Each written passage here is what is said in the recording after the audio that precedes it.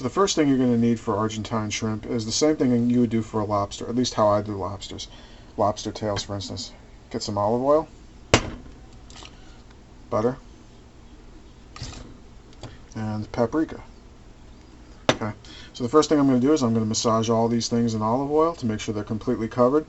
Then the next thing I'm going to do is I'm going to sprinkle some paprika on them, and I'm probably going to put them in the oven at around 375 degrees until they start to look done.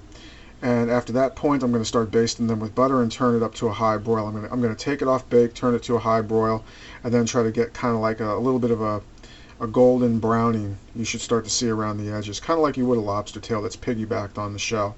These things you can't piggyback because the shells are just too flimsy, so I completely peel them and clean them, and it's just a lot better that way. To boil these things and put them on the pasta or anything like that, I wouldn't suggest doing that, especially for company, because the guts in these things is a lot more. It's very much proportional to a regular shrimp, and I don't think you want your guests biting into that unexpectedly. So I would go doing it more like you would, let's say, cutting up a lobster tail and putting it over a pasta.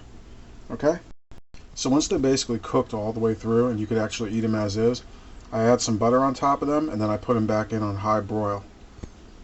What that'll do is you'll get that nice sear across the top and the nice buttery flavor that you normally associate with a lobster. When you get that nice smell and you hear that sizzle, it's just really, I love the sizzle. One thing I like to do is I'm flipping them around, just kind of take them and roll them in the butter, put them back, make sure you use up all that good butter, and then put them right back in. So that's it. Looks kind of nice.